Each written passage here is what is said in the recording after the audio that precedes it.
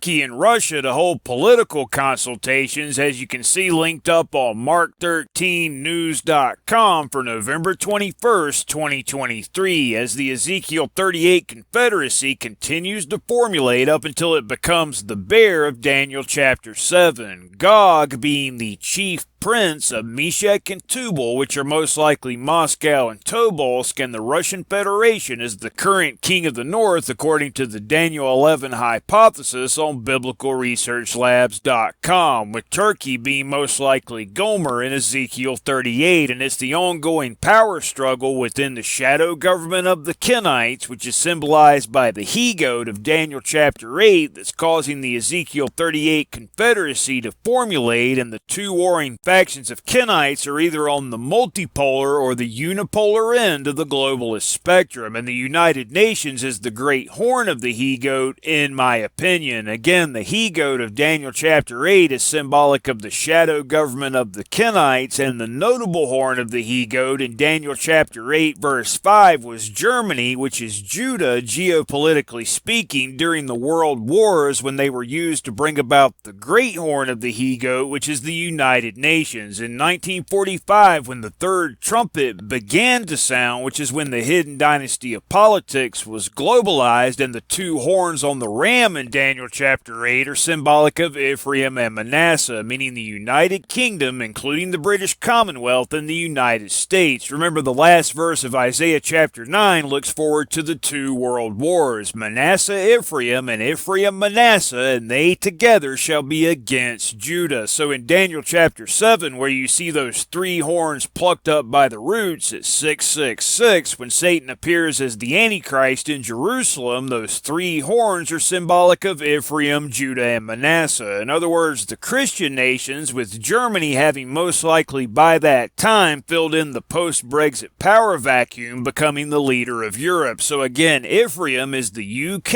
including the British Commonwealth. Judah is Germany, including by that time most likely Europe as well, and Manasseh is the United States. And these are also the first three kings of the south in the Daniel 11 hypothesis up until the woe of the fifth trumpet, when they combine together to form the fourth king of the south, which is the lion of Daniel chapter 7. But the great horn of the he-goat, which is the United Nations, in my opinion, has to get broken before the four notable ones will come up for it toward the four winds of heaven. The four winds of heaven always means the 5-month-long hour of temptation, in this case at the beginning of it, at the woe of the fifth trumpet, and the four notable ones are the four beasts of Daniel chapter 7. Daniel's fourth beast is exclusively supernatural, which is how we know it won't be until Satan and his angels get cast to earth at the woe of the fifth trumpet that the one world political system comes into being, having 10 horns, which are symbolic of 10 fallen angel kings, and it's also at the woe of the fifth trumpet that the he-goat of Daniel chapter 8 will become the leopard of Daniel chapter 7, symbolic of the Kenites and their four hidden dynasties, providing the infrastructure of the one world system that will have feet as the feet of a bear, which is symbolic of the Ezekiel 38 Confederacy, and his mouth as the mouth of a lion, which is symbolic of the Christian nations up until the woe of the sixth trumpet, when Satan appears as the Antichrist in Jerusalem, because that's when most Christians will be killed spiritually when they worship Satan instead of Christ, which is what Antichrist means, causing the Christian nations to become non-Christian nations also when those three horns get plucked up by the roots, as you can see in Daniel chapter 7 verse 8.